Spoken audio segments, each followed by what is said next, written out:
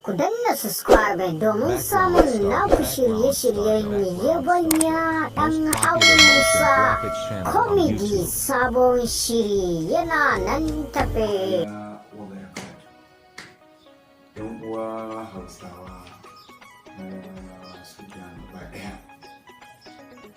Yau za mu zo muku da wani labarai masu shaɗantarwa.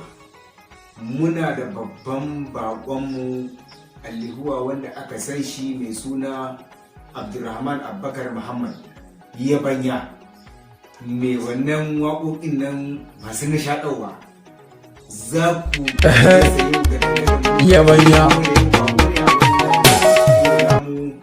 mai suna Hausa Yabanya. Gashi nan zai zo mana gadan-gadan in an juma zai yi muku sauran bayanai in yayi.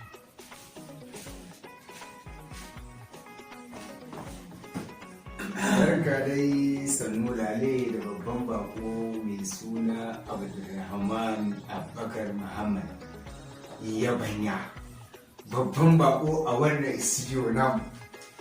Lale da kai, maraba da zuwanka so goma. Mun gode sosai da wannan zuwa naka a wannan studio namu mai suna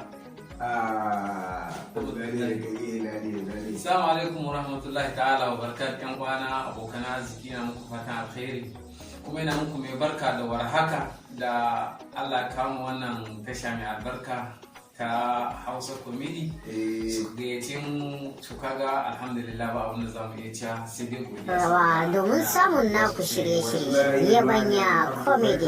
Da zuwan kan mun ne ai da godiya, ba kai ne ba da godiya, tunda mun studio ka a wannan studio namu kuma ka zo baka canza lokacin ka ba, ka bar wani lokaci ka zo mana mu za ka nuna mana irin fina-finanka da kake da waƙoƙinka wanda kana nishaɗin mutane da su. To kam dai mu shiga a wannan sauran bayanan, Malam Abu, akwai ɗan ƙaramin tambaya zan ma ita. He dai mu mun san ka da Abdulrahman Abubakar Muhammad. Haka ne. Kuma a fina-finanka da yawa muna ji yabanya, so muke ka fayyasha mana sunan yabanya. A sunan yabanya zo a wannan naka. Ba ya sanar mu ga duba shanin gaba.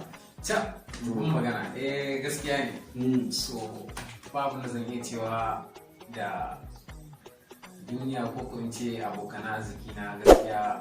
Ma'anar yabanya nan gaskiya ba abu ne ba karami sosai. So, ba na manta tun lokacin da muna yara dai kankana.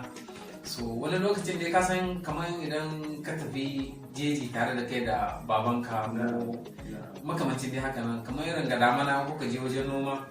So ni a lokacin ina karami ban san amfanin shuka ba.